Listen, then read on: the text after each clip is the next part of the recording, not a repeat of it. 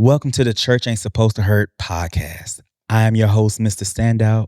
Today's episode is one that will make you pause, not just as a church member, but as a human being. We talk a lot about hurting people in the pews, but today we're talking about hurting leaders. Leaders who bleed silently, leaders who carry trauma, leaders who preach healing but don't always be healed themselves. Our guest today stepped into ministry at 16, trusted leadership deeply, and ended up carrying wounds he didn't know how to speak about. His story is raw, heavy, and real. But it's also a story of rebuilding faith, redefining spirituality, and choosing healing over shame. Church hurt survivors, welcome Overseer Daniel Williams. Church ain't supposed to hurt. Church ain't supposed to hurt. Church ain't supposed to hurt. All right, what's going on, man? Man, chilling, man. How you doing? Doing good, doing good. We Awesome. got the Overseer Daniel Williams in the building. I wanted to say, before we jump into your story, how are you feeling today about the conversation that we're about to have? I'm excited and I'm nervous, but to have this opportunity to share what I have experienced um, through the years, especially being in the church, experiencing church hurt. Because I tell anybody, like, the stuff that I have encountered, that I have went through, I have every right to just turn away from God and say, I don't even want to do this church thing. Wow. So, but it's my faith in Him that has kept me and sustained me this far. So, I mean, I'm feeling good. I'm just ready to share, my experience. That's what's up. I mean, and again, this is a safe space. Me and you actually grew up together. We was outside talking about it with your wife and everything. And, I was like, of course we're going to be nervous. It's always a situation where you're telling your story and you don't know if everybody's going to be receptive. But I'm so glad that you decided to join me on today. And yeah, we're going to get the ball rolling. I guess my question was, what made you say yes to me actually, like, reaching out regarding this story? Actually, you reached out to me, right? Yeah, I reached You were out like, to you. yeah. Well, I got something to say. So what made you say yes to it? Because for years I dealt with things silently, within, and it tore me up, especially for years, because having dealing with things that you dealt with and having no one to talk to or express or tell how you feel, Yeah. and you just have to battle within yourself, because it was like, well, if I do say this or if I do say that, how they will look at me, how they will perceive me. So it's just been a it's just been like trying for me. Right. And so I was like, when I finally and we would dive into it, but when I finally was able to tell what I have experienced, it was 7 years before I could even tell anybody. But it was like when I told somebody, it was like, wow, this is what I've been needing. You said 7 years. 7 years. So, 7 is my favorite number. And it also means completion, right? So yeah, it's just, it makes sense. You know what I'm saying? Yeah. Like, it was time for you to break out and tell your story. I understand that. And can you walk us through as far as your relationship with the church and what it was like growing up? So I've been in the church all my life. Grew up in the church. I come from a line of preachers on both sides of my family. But my mom, she left the church when I was 3 years old. And so when she left the church, my aunt, which is a pastor, but she serves as the assistant pastor at my home church, she would come by every Sunday and get me and would take me to church. And, I had 2 sisters. I got 2 sisters, and they was in the house with me as well, but she didn't come to get them. She came to get me. And for a long time, I did not know why, you just come pick me up, but they get to stay at home, on Sunday Yeah. mornings. Yeah. And I got my mom get me up, get me dressed, and I go to church. But I developed a love for church. I Mhm. developed a love for God, like singing in the choir, being on the junior usher board, Yeah. going to Sunday school, love Sunday school, being on the junior choir, then later becoming a church musician. So church has Wow. been embedded in me. When I was little, I used to take my Bible to school with me. I'm walking around, I'm being preacher in elementary school because Uh-huh. I knew that God had a calling on my life. And, when I got older, I had to have that conversation with my aunt, like, why did you just come get me and not my sisters? Mhm. And, she had to protect the anointing that was on my life. She knew Mhm. that God's hand was on my life, and she knew she had to protect the anointing that was on my life. Okay. I listened to your story so far, and we are it's like I grew up in the church as well. Hmm. And my grandmother, she was a pastor, so my mom was a PK and everything. And Hmm. I was a grand PK. And I remember even when I was in middle school, high school, especially high school, I was walking around in suits. Hmm. Everybody else got on jeans and Yeah, t-shirts and yeah, stuff. The name brand. And I had a suit on. I hold 3-piece yeah, sometimes. yeah. That was That's me. another here or there. Yeah. So I remember talking. You said at 16 you were already entering ministry. What did that season of life feel like for you?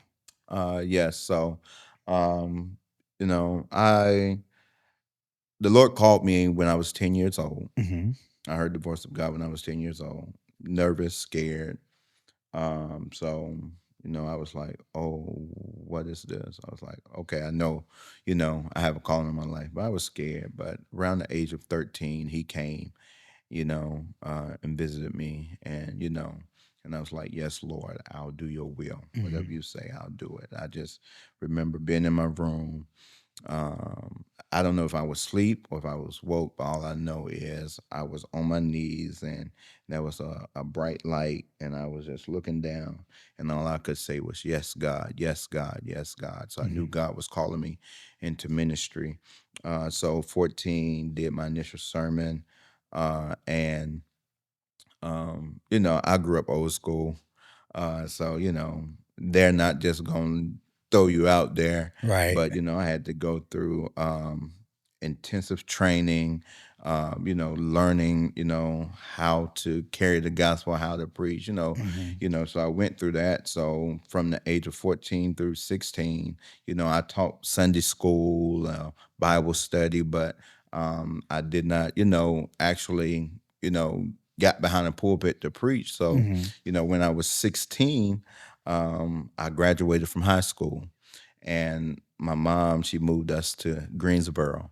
And so I joined the ministry in Greensboro, and that gave me opportunity to preach and to exercise my gift. So, still freshly new when it came to ministry, but, I was ready, because I know God called me. So Hmm. so that season of my life, like I had a zeal for God. Yeah. And all I wanted to do was his will. Like, and I told God, even when he called me to preach, I told God, God, I will serve you and your people as long as I live. And I have held true to that. Even, I did, I went my own way, did my own things, but Yeah. at the end of the day, I still served God and I still served his people. Wow, that's good. I remember being a kid and, I used to always hear, there's a calling on your life. You got this, I was like, when I was younger, I ain't gonna say I wanted to at first, because at first I will say that I did. I, Mhm. I was like, oh yeah, this is what I know. I know church. This is me. What someone once told me, my pastor, he once told me that what's in you is better than what's on you or whatever. And so it was like, I had the Holy Ghost and all that stuff. So I was like, yeah, I'm on fire for the Lord. I want to do that. Now today, I'm a little different. I'm Hey, like, I don't want that. You know hey, what I'm saying? when it's on you, it's You on know, you it's though. on you. You Yeah. know, sometimes I was actually telling my partner, I was like, sometimes I do miss that, like being in praise, being able to shout, but it was different. I wasn't doing it for the people. I was actually doing it because I did love God. You know what I'm saying? That Mhm. was my way of showing that I loved him, expressing that I loved him and everything of that sort. So I do get that. So we're gonna talk about like leadership and how and the church environment. How did it shape your sense of identity at that age? Like, how did leadership in the church environment? How did it shape So, you know, grew up. I have a father, and me and my dad, our relationship is okay now. you? But being younger, I really did not have like a father figure, Hmm. in my life to show me, what a man is supposed to be, how he's supposed to Mm, take care of his family. Like yeah. I said, my father, he was in my life, but he wasn't actively in my life. And so, looking for someone to be that father figure, that role model, like Yeah. I had like I had guys around me, like my home pastor from my hometown, my home church, my pastor, him, his sons, the brothers and the deacons in the church, but I only seen them on Sundays and Wednesdays. That's the only time I seen them. So, but I did not have like no constant male figure in my Wow. life to pour into me. Hmm. So when I moved to Greensboro, and joined this ministry, the pastor, he took to me, and he took to me as a father and a son. And and it was different for me because I did not have that, with leadership, Wow. and so it was different with me. But I was like, oh, this is what I've been praying for. This is what Yeah. I've been wanting. I've been needing a father figure in my life. Wow. I had a flashback to when I was growing up. I grew up around a lot of females, mom, aunties, cousins. Me too. It's like on my mom and dad's side, it was more women than men. I don't know. Yes. They went to the store, I guess, and never came back. But, I will Yes. say this to the people, like to the fathers out there, your sons do need you. Yes.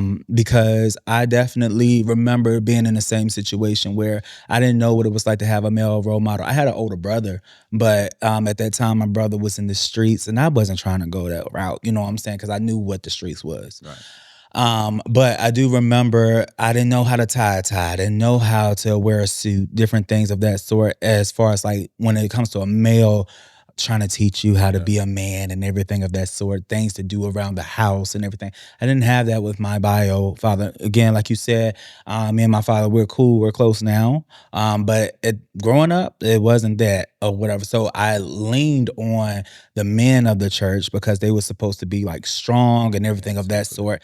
At least that's what I thought. But that's on another episode. Uh, let's see. So you talked about fatherhood and everything of that sort, leadership.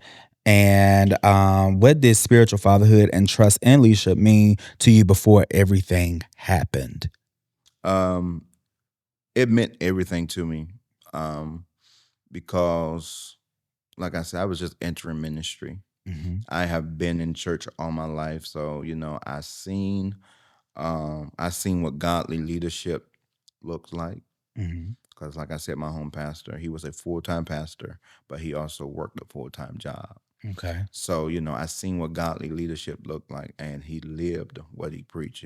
He won't know, he won't in and out, but the way he lived at home, the way he lived in the church, the way outside of the home and the church, he was still the same, and he's still the same to this day. Wow. So I seen godly leadership, Okay. and I know what godly leadership looks like. Okay. So when it comes to that, um, just having someone that can teach you and can train you in the things of God, and how to be a good leader, and how to be a good minister. So with that, with godly leadership, Hmm. like it was everything to me. Like Okay. I needed that godly man in my life uh, to instruct me and to show me and to finally get it. I was just, you know, it just did something to me. Like I was super excited, but um, I did not know what's the motive behind it. Yeah, and we're gonna get into that because that was like my next question. You mentioned when we first started talking about this, and Mhm. you mentioned experiencing deep hurt from someone in leadership. What would you like to share about the experience and how it began? Um, 16, and um, I wasn't sexually active. Okay. Um, so, um, I really wasn't even thinking about sex, anything like that. Like I said, I had a heart for God. I had a zeal for God. And to be, to have someone in your life that you look to as a father, to violate you and then use scripture to justify, his actions. Um, it really put me in a space, and I remember, and I remember to this day, I told God, I was like, if this man can get up, preach, prophesy, lay hands, sing, and still mess with me, then why can't I, you know, go out here and sleep with all the women that I want to and still get up in the pulpit and preach? And for years, that was my lifestyle. I was a womanizer. Um, you know, um, I was, I had to have a woman because, like I said, I wasn't sexually active. So when you look at it, you can say my first sexual encounter was with a male. So, even being young, it was some battles within, like, well, are you gay? Are you straight? Do you like this? Do you like that? So it was a battle. But growing up in the church that I grew up in, I knew that, it was wrong. And so that's why I gravitated to women, trying to sleep with multiple women just to fight against the urge that I have encountered, Mhm. because I was like, what am I supposed to do? So yeah. Wow. Yeah. I've had conversations with a lot of people who've had issues, like similar issues or situations. And everyone's story is different. You have those that they go and they be a womanizer. You have those that they stick to what they know. Hmm. Then you have those that's just like, I'm with everything, you know what I'm saying? So I think that it's a lot, especially when someone who is number one, a grown adult Yes. to mess with someone who is not an adult. And that's one thing that I can say. Another thing that we have in common, you know what I'm saying? I had someone mess with me at 16. Um, Popular guy in the church, the deacon, all that stuff, and um, you think that that's what love is because that's what they try to paint this picture. Mm-hmm. But then if you don't do something that they want, then it's like they shun you and Yeah, everything of that sort. exactly. Exactly. Yeah. So yeah, that like I said, that really shaped my life, because like I said, for years, between the age of 16 and 23, for years I dealt with that and I fought with that. And Mhm. even at the age of 18, because, it happened between the ages of 16 and 18. So even at 18, I got married, and I did not get married for love. Mhm. I got married to escape, Mhm. to get away, because I did not know how to get away from him. Right. And so, 18, I met a young lady, she had it going on. And so, I love you, you love me, let's get married. Mhm. And when, we got married, all she seen was patterns. All she seen was a pattern. All she seen was me, entertaining other women, but she did not know the root cause behind it. Because I did not share it with her, so she did not know like the root cause behind it. And so um, like I said, I was just going back, reverting to what I know because I've been in it for so long. Yeah. It became an addiction, like a strong sex addiction that I had, but yet I was still carrying the gospel.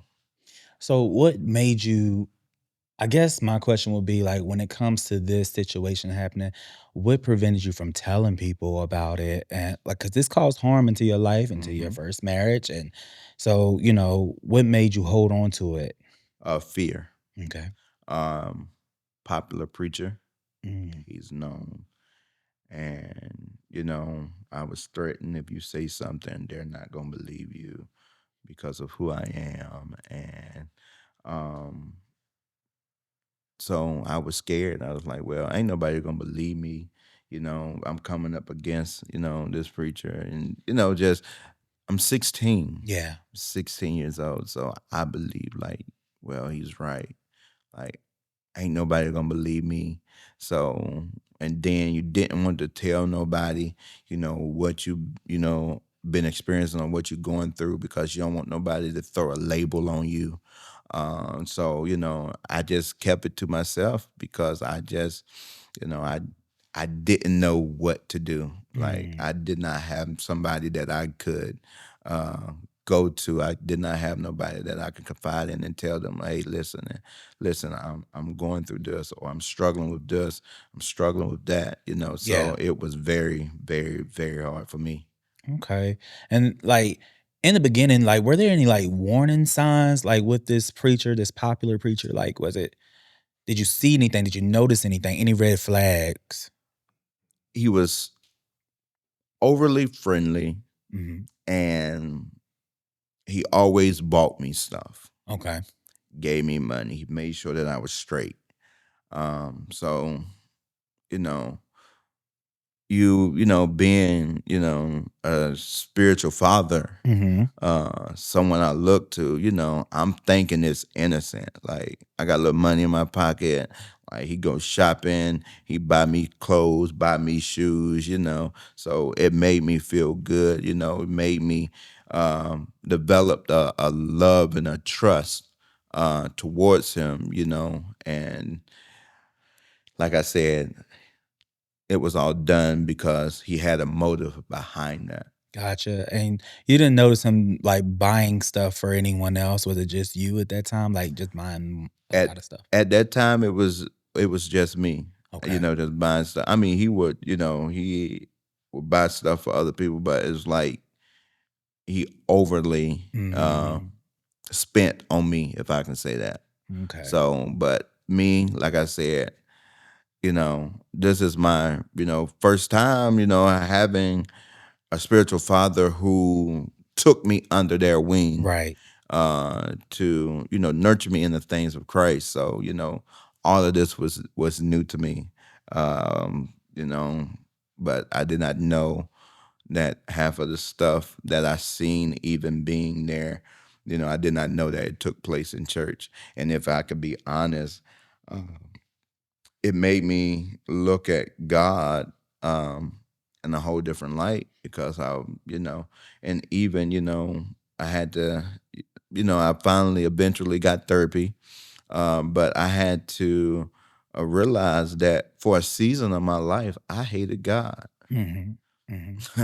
And it's funny because I look back, you hated God, but yet you were still going to church, you were still shouting, going through the motions, still preaching, but you hated God. Hmm. And the Lord, and I'm glad that I established a relationship with Him for myself because because I asked God, I was like, why did you allow this to happen to me of all people? Why? Hmm.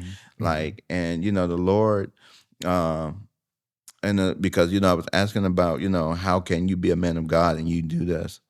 But the Bible say gifts and calling comes without repentance. Hmm. So when God gift you, when the gift of God is on your life and God gives you a gift, He's not going to take that gift back from you. So you can either use it for good, or you can go out here and exploit it for money, fame, game, whatever. But God is not going to take His hands off you after He put His hands on you. So, that's why I understand gifts and calling comes without repentance. So, yes, you can be in the church, preach. You can prophesy a person's draws, the color of their draws, and be accurate and dead on it. But Mhm. then you go out and do whatever you want. The gift of God is not going to change. Mm. That's good. That's good. I know I've been in that point of where I've been angry at God, and sometimes he's still working on me, y'all. But because there are sometimes that mine's different. You know what I'm saying? I used to try to, in other words, pray the gay away, and yeah.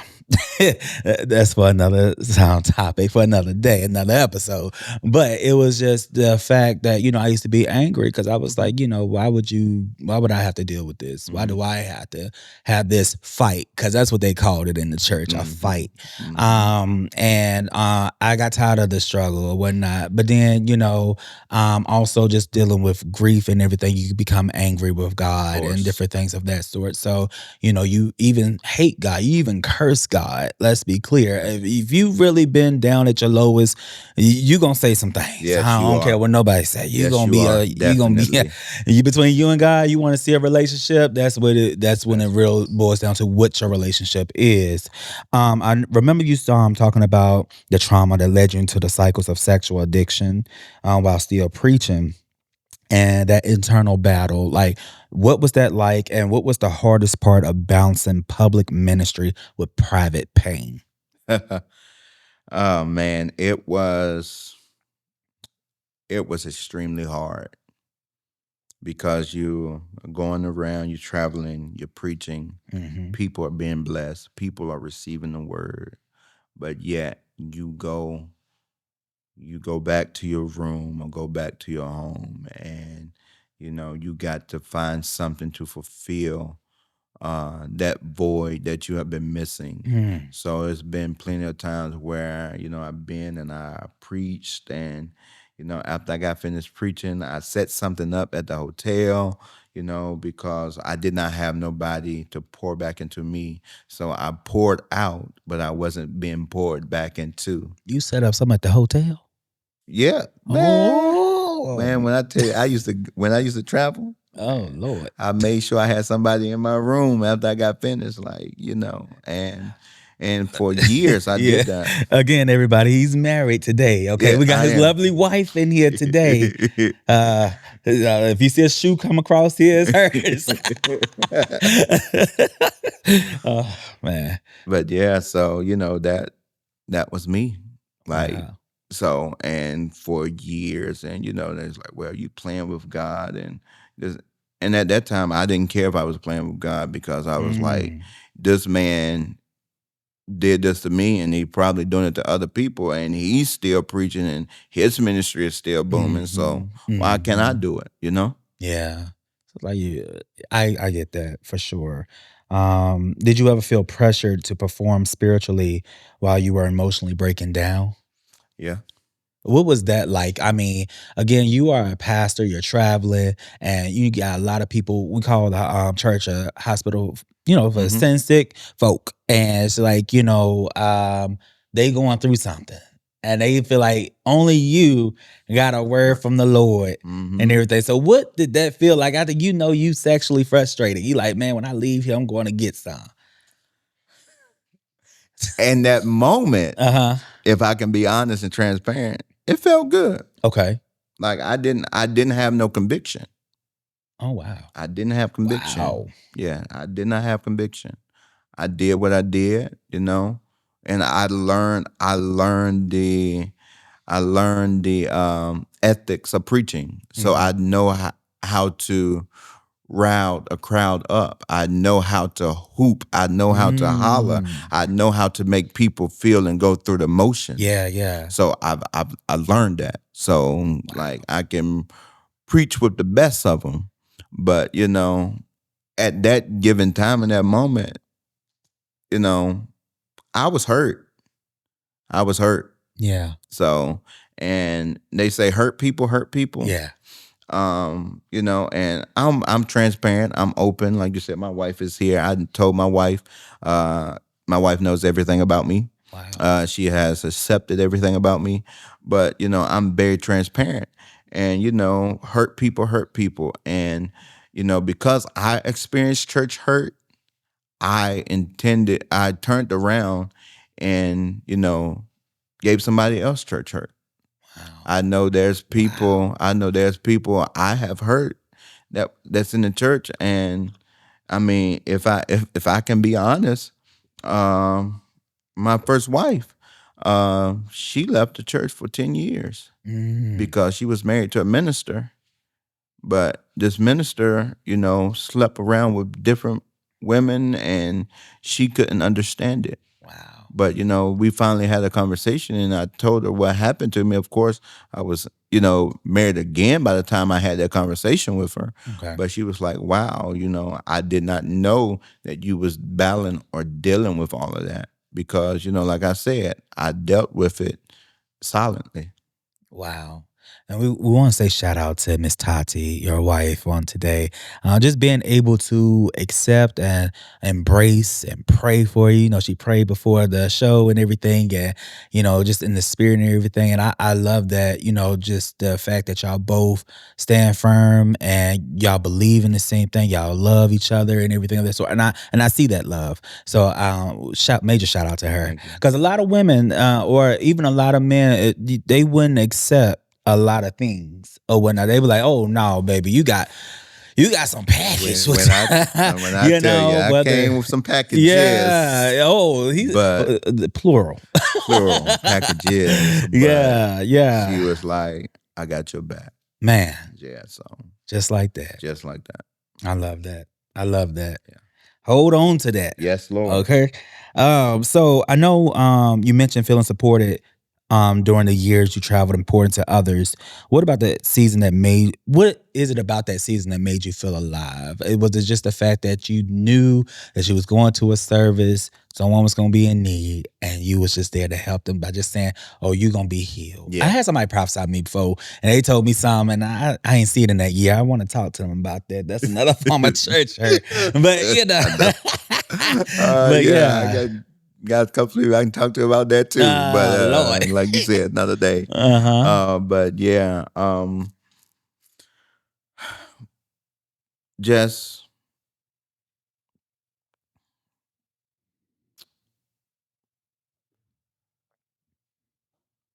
being in that moment, being in that time, it's just, yeah, like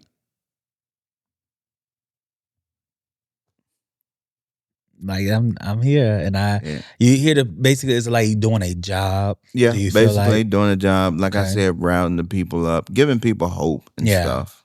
Okay. Now, do you think that people in the church often miss the silent struggles of leaders? Like a lot of people, they think that leaders are perfect. I don't know what it is that's in these people's heads. And hear me, they are not.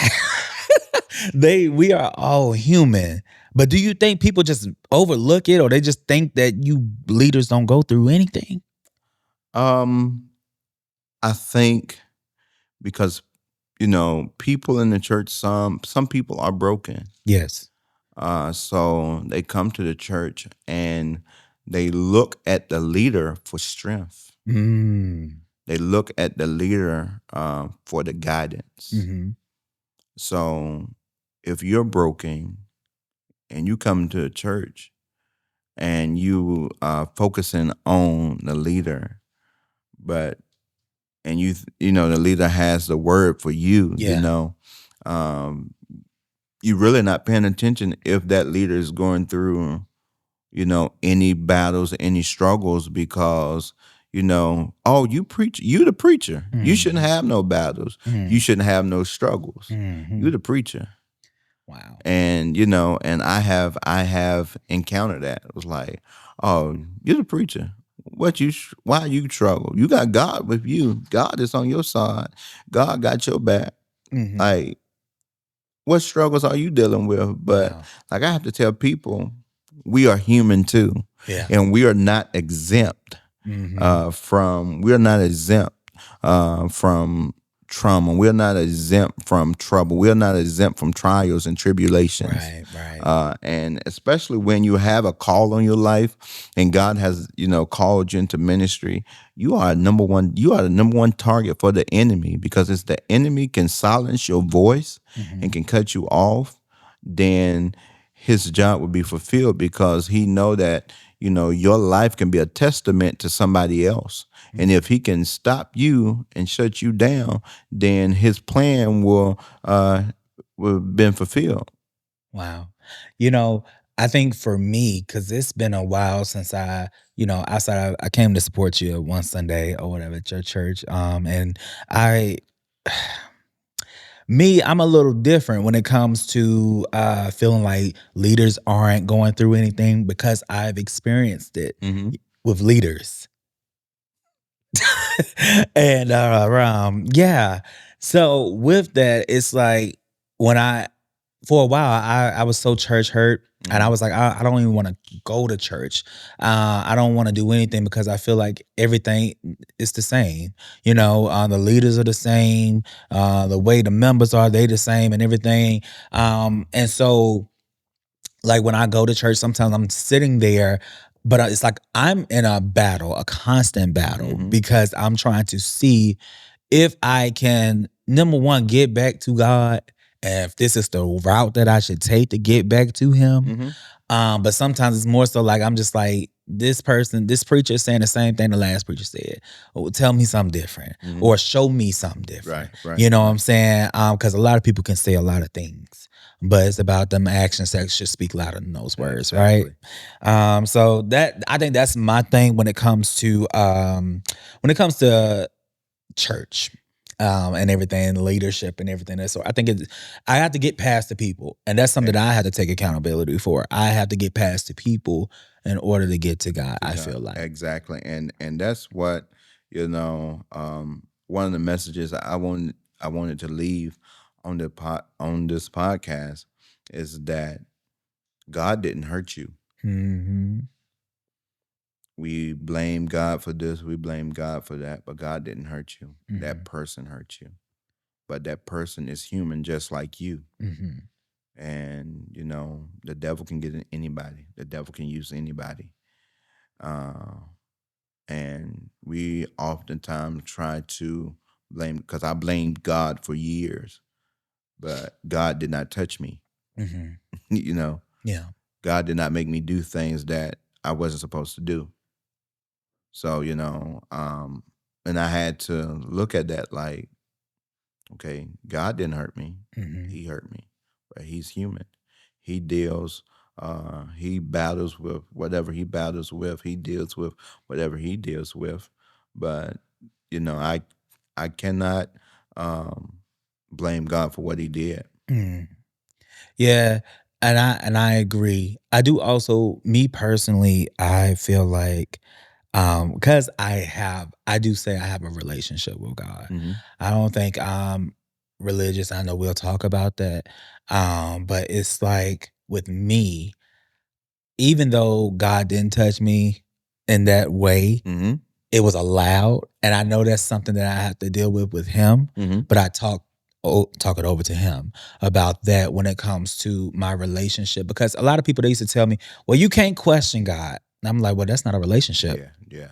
And that's a lie. That's a lie. That's a lie. You how can I not question Him? Or if I have a question or a concern, I should be able, just like in a regular marriage or friendship, if you have issues with someone or what, you should be able to have a conversation. Exactly. You know what I'm saying? If I can't question Him, then that means that we're not in a relationship. Exactly. And so that's how I look at it, like that. But that was always like harped on me. Mm-hmm. You know what I'm saying? Mm-hmm. Growing up, you can't do that. Why not? Why not? If He want me here this bad, why not? Like, why I Exactly, can't question them? exactly. What they You know what I'm say, saying? accept what God allow. Yeah, Yeah. you know, So, heard that all the time. and like that brings to you identify as spiritual rather than religious. So, what does spirituality mean to you, and what's the difference between spirituality and religion? All right. Um, so the Bible say God is a spirit, Hmm. and we that worship him must worship him in Spirit spirit and in and truth. in truth. Hmm. So, like I said, God is a spirit. And in order to communicate or talk to God, you have to have a prayer life. Hmm. You have to have that open communication with him. Hmm.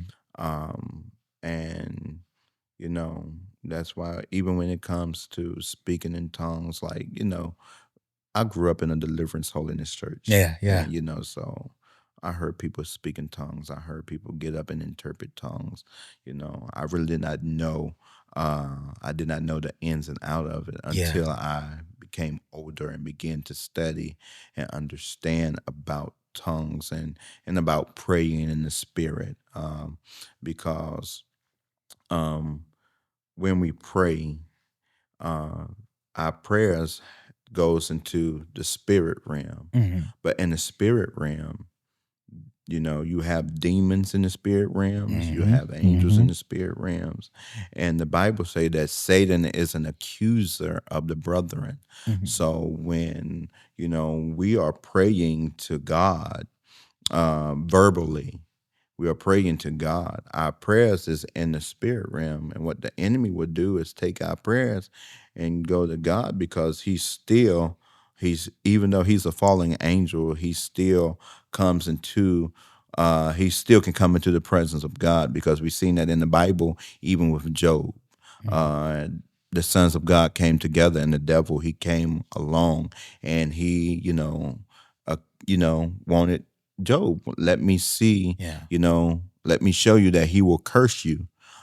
So the enemy, he's accuser of the brother, and so he'll take our prayers, and he'll take it to God. It's like, well, he's praying this to you, but he did X, Y, and Z, this, that, and the third. So he tried to hinder our prayers. So I've learned to pray in the spirit. I learned to because tongues is a gift, Hmm. and I Hmm. have the gift of tongues, and I remember receiving the gift of the Holy Ghost and Yeah. speaking in tongues.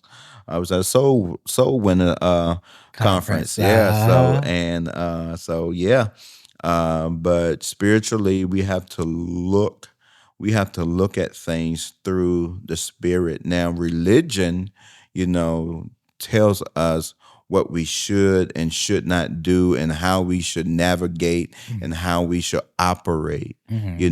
but you know religion, man is telling you this is what we have to follow, but spiritually, God is telling you, I need you to do this, that, and the third. So, you know, and even when it comes to, because I'm apostolic, Okay. unapologetic Uh-huh. apostolic. I love Uh-huh. apostolic. Grew up Pentecostal holiness. But I don't get into denominations like that, Yeah. because all denominations is man-made rules Mm. with what you can do and what you can't do, what we do over here, what they don't do over there. But I took on the Wow. approach to establish a relationship with Jesus Christ for yourself, Mhm. Mhm. because he he will lead you, he will guide you, he will show you what to do. Mm. And so I don't get caught up in doctrine, Okay. you know, because doctrine is religion. Mm. My relationship is solely with God. Like, God, you Yeah. lead me, you guide me. I know if I establish this relationship with you, I know, because the Bible says the steps of a good man is ordered by the Lord. So Right. if God is ordering your steps, I don't need you to tell me what I can't and cannot do, Yeah. because God, he'll do that. Yeah. Work out your own soul Soul salvation salvation. with fear and Yeah. trembling. That's Yeah. it. It was crazy because I was talking about this with someone about the denomination because they didn't know. They don't have a church background. Hmm. And they was like, why is it so many? I said, honestly, I don't know what to tell you. I was like, because I had grew up, my dad's side of the family, they were Baptist, and my Mhm. mom's side, they were holiness. I Mhm. ended up in apostolic doctrine and all that stuff like that. Where back then the women wore skirts down to their Mhm. ankles. Yes, Lord. Where That's I come another from, story the women wore for another white day. robes and white dollars every Sunday. Yeah. So, it's definitely a lot that goes into different denominations and everything. And I guess what works for you. But I'm, like you said, more so, I'm spiritual. I have a relationship or whatever. And I just feel like that's what's best or whatnot. That's just how I feel. Mhm. So you identify, we already spoke about that. How has your view of God changed from 16-year-old you to today? How has the view changed? So now God is my everything. Hey. Um, and people can say that's cliche ish, Mm-hmm. but God is truly my everything.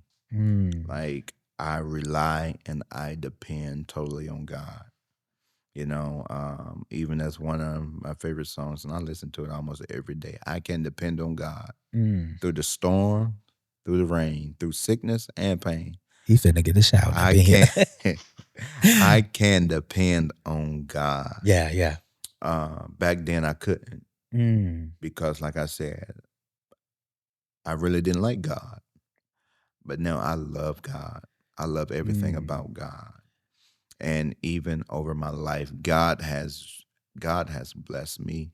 Mm-hmm. I've been through trying times. I have been through um, hurt. I've been through pain, but I have also experienced the blessings of God Mm-hmm. and God. And I've learned as long as I keep God first, that everything will be all right. Mm. And I love God with everything that's in me. Mm. God, He's number one in my life. My wife is number two, but God is number one. I don't put nothing before Him. And there was a time where I did. I put things before God. God took Mm. a back seat in my life, but God, He is my life now. Wow. I believe that. Just sitting right here looking at you, Yes. the glow on your face when you're talking about it. And also it's just the fact that I think for me, I thought back then I thought I knew God. So Mm-hmm. it's like, because you're taught certain things and Mm-hmm. how to believe and everything of the sort. But when you get to know him for yourself, it's a little bit different. Like I think as Exactly. me coming to the knowledge of the truth and just being an adult and looking at things a little differently than what I looked at it as back then, it's a little different for me. So it's just like now that I'm knowing him, like what Mm-hmm. do I do with that? Right. How do I apply that? You know what I'm saying? Mm-hmm. But Mm-hmm. I do see that joy on you. Yes, I see I you love you God. kind of lit God, up like a God is my Christmas everything. tree. Yes, Lord. So what were the first real steps you took toward healing? I know we talked about therapy. Hmm. How did you know you had to go through therapy? So, And I say that because growing up in the church, yeah, they talked against it. you go They, talk to the pastor, talk to your hmm leaders. right. You don't So have to. what Yeah. made you say, nah, I need to talk to a professional? So, and the whole reason why I was able to come forward, Mhm. with what happened to me is, I remarried. Okay. And the lady that I married, she was a counselor. Wow. And so, and she loved what she did. And so, um, one day we was watching a movie, um, and, in the movie, the guy's best friend, messed with his son. And so Mm. I bust out, started crying like Wow. dead in the movie. And she looked at me. She was like, "What's wrong with you? Like, why are you crying? This, that, and the third." And I had to, in that moment, in that time, I had to let her know, listen, like, I identify with this because at the age of 16, I was molested. Mhm. I was touched, and I held it in since I've never. told anybody. And when, that came out, she was like, "Oh wow." She said, "Now it all makes sense."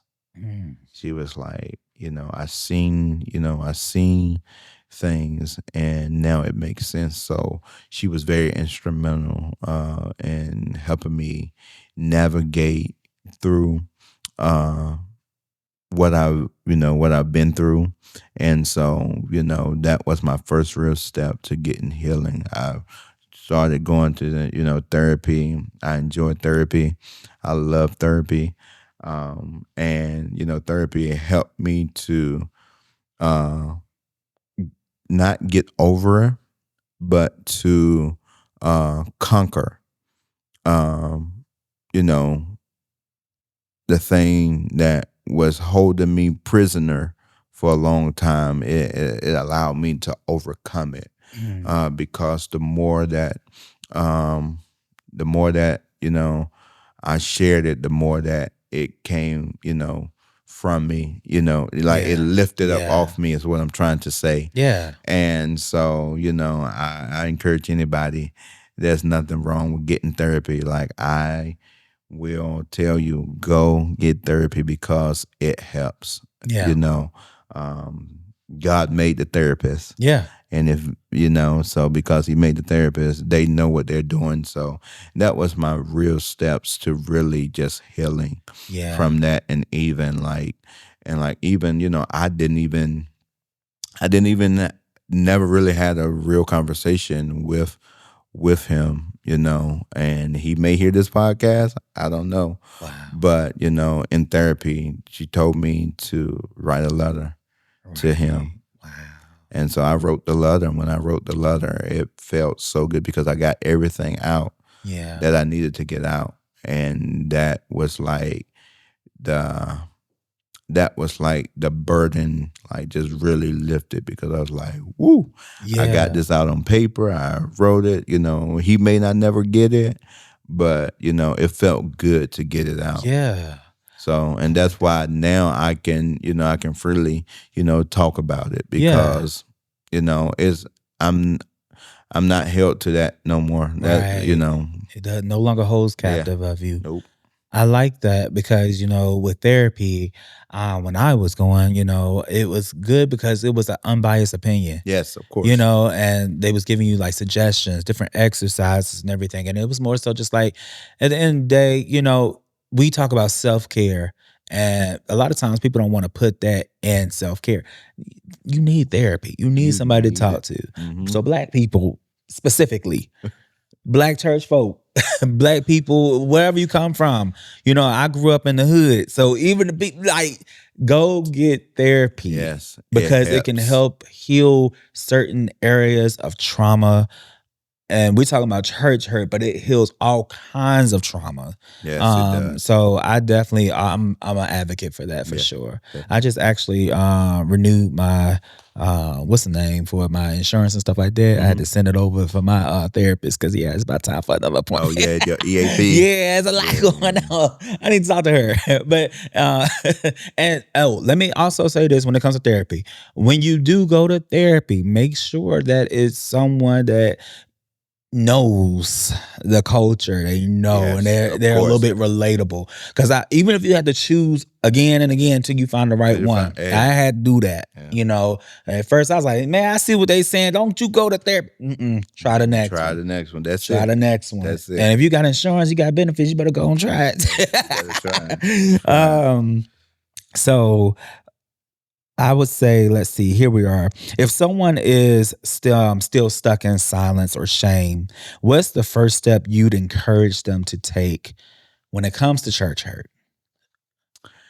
The first step that I would encourage them to take is to find someone that they can confide in, Okay. someone that they trust, and someone they that can help them, Okay. even if it has to be a therapist.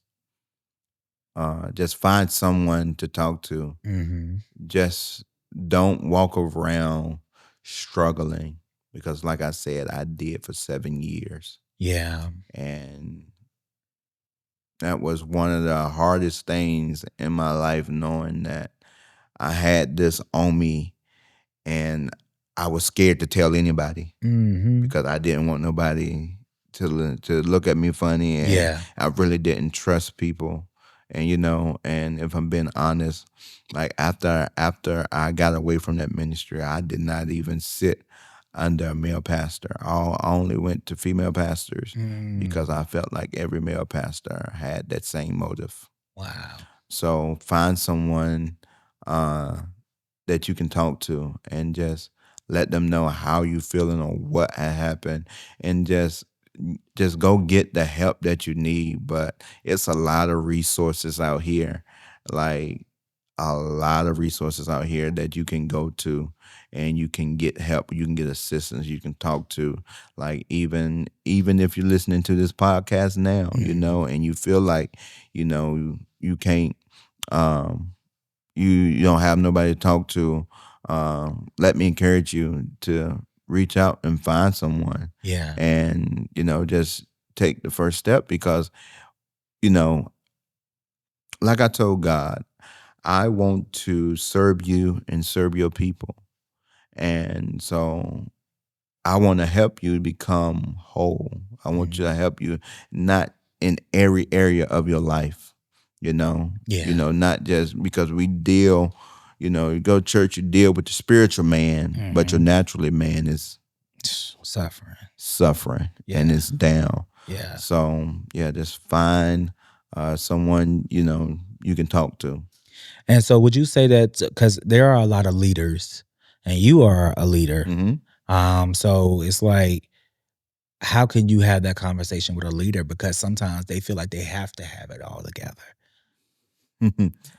uh, you don't have to have it all together. Mm.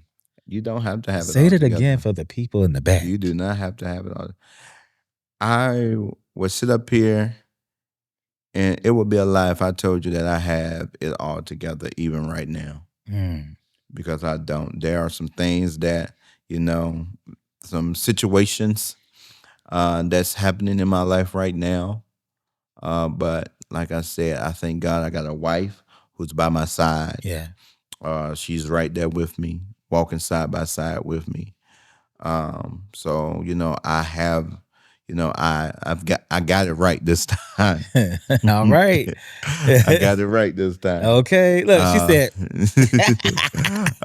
but yeah, so like even leaders, because I know leaders struggle a lot yes, too, yes. and they don't have people that they can really confide in and talk to either. But listen, you're human. Mm. You are still human. Don't, I have seen, many of leaders who have committed suicide Mm. because they deal with so much. And suicide is has been one of the leading causes of preachers, Wow. because they not only deal with their problems, but they take on the problems of the people, and it becomes overwhelming, and then they cannot deal, or they have coping mechanisms that they revert to. So Yeah. um, even to a leader, like, you seek help, get nothing wrong with a therapist, there's Right. nothing wrong with getting counseling, like, it helps. And there's nothing wrong with taking a vacation as well. Yes. A lot of people, they have this thing where they're in the church and that's all they have. That's all they know. But I saw someone post one day and they was like, I'm glad I have a relationship outside of the church. I'm glad I have a life outside of the church. It's not trying to take away from the church, but like you said, your natural man, we're human. We like to do things, we like to go places and everything like that. And it's okay to take a trip. It's okay It's to okay. turn your phone Live on do not life. disturb Yes. after 9 p.m. because you're not finna blow my phone up at Nope. 3 a.m. with some nonsense. No. I mean, not trying to be funny. We will handle whatever the situation is. But Exactly. right now, I need to spend time with my wife. I need to Exactly. spend time with my kids. You know what I'm saying? Preachers, leaders, everybody, they have a life too. Um, if your younger self was listening right now, what would you say to little Daniel? Little Daniel. I would say, mm,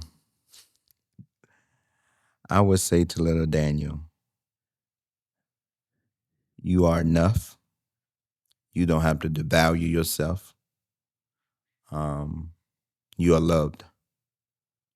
And there are people who genuinely care and love you, you know, because I knew my mom loved me, Yes. but I knew I couldn't go to my mom and tell my mom what was happening because Mm. my mom is crazy. Yeah. And when it came out, when I finally broke down and told her what happened, Yeah. she was ready to go to the church that following Sunday. Oh yeah. But I was like, don't do it. But Uh-huh. you are loved. You have someone that you can talk to. You can, confide in. Like, you don't have to deal. Yeah. You don't have to battle on the inside. Yeah. I love that. And yes, mamas, they will protect their babies. Yes.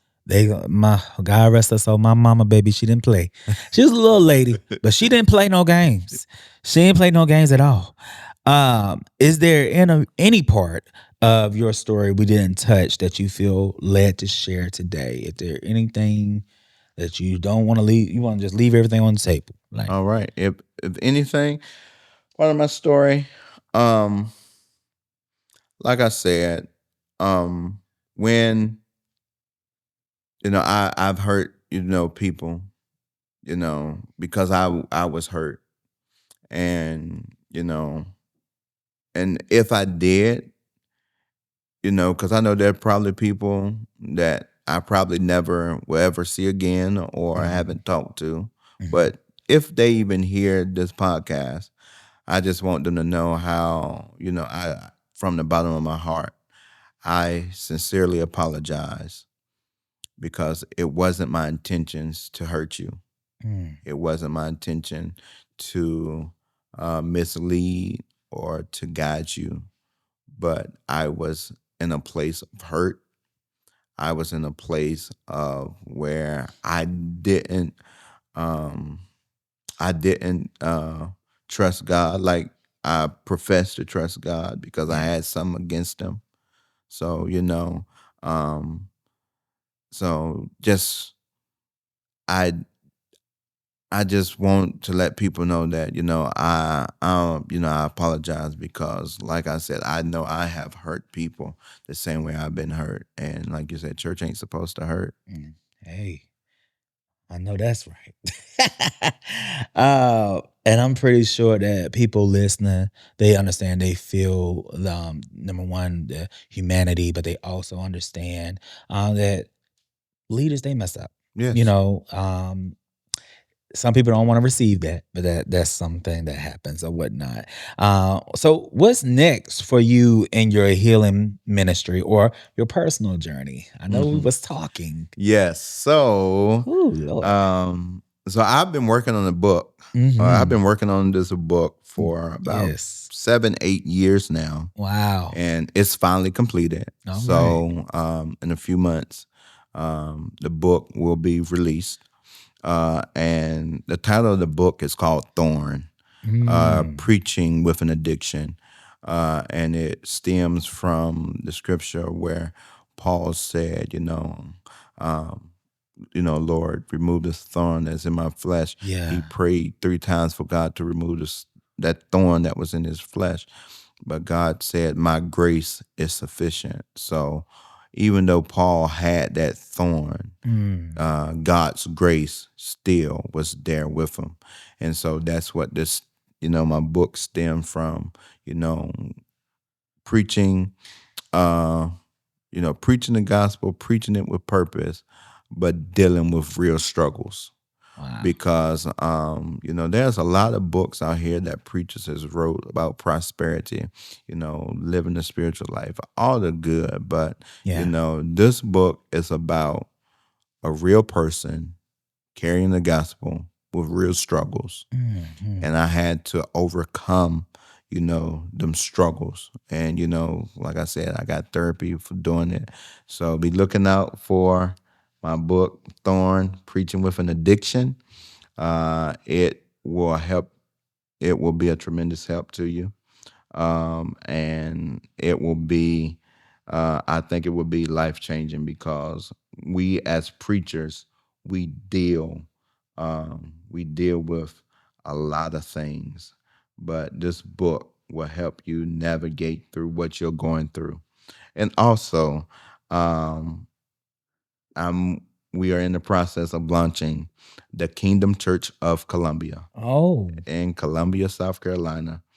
Uh, we will be this will be a ministry for people who who wants to be loved, yeah. no judgment. Um, as I stated earlier, we want to minister to the whole man. So not just physically, but financially, emotionally, spiritually, Yeah. physically. We want to make sure that you are whole in every area so you can be who God has called you to be. Wow. So be on the lookout for that. The That's Kingdom amazing. Church of Columbia. It's not just another church, but it's a ministry, and you know, and and even when I was a little boy, you know, like I had the vision of my church. Yeah. I knew what I wanted to do. I just didn't want to be, but I wanted to be a church for the people, a church Wow. for the community. I want, to have, GED programs. I want to have daycare. I want to create jobs for people, That's amazing. just to help because, real ministry is touching someone else's life. Yeah. Real ministry is going after the ones that are lost, so, and like I said, I want to serve God and serve his people. I'm not perfect by a long shot. I made mistakes. I made plenty of mistakes and probably gonna make more mistakes. But now that I'm older, now that I'm wiser, I know what to do and what not to do. So be looking out for the Kingdom Church of Columbia, Columbia, South Carolina. I promise you, we are going with God. And that's my Wow. motto this year. You know, I'm going with God. I'm Wow. going with God all the way. So a lot of big things happening. We love the fact that you got a book. He writer, first of all. You know what I'm saying? Is it gonna be also audible, you know? Yes. So Okay. I'm going to, working with a publisher, but we're gonna have it Okay. on audio. Okay. So yes, it will be an audible book as well. Okay, great, great. I love that Thorn. That sound, just the title alone sounds amazing. So Yes. I'm actually interested. I can't wait to read it. And you may can come back on the show and talk about it. Yeah, Definitely, know. definitely. I will make sure you get a Yeah, copy. Definitely. absolutely. And same thing. Congratulations on you guys starting your own church. That is big. Yes, That yes, is yes, big. yes, And Lord. I know just from growing up and knowing you and everything, you knew my brother and everything of that Yes, sort. I think that it's going to be really good for the people. yes, I yes, think you're gonna really be after the people's heart, yes, and I know you're gonna take them, but I know God's gonna take care of them. yes. Um, so how can listeners support you and connect with you? Like any of your socials? How can they keep up with your story and everything? Where can they find you? Okay, you can find me on Facebook under Daniel Williams. It's a lot of Daniel Williams, but you can, um, I'll make sure that you'll be able to find me, and even on Instagram, it's Dan Lee Will Jr.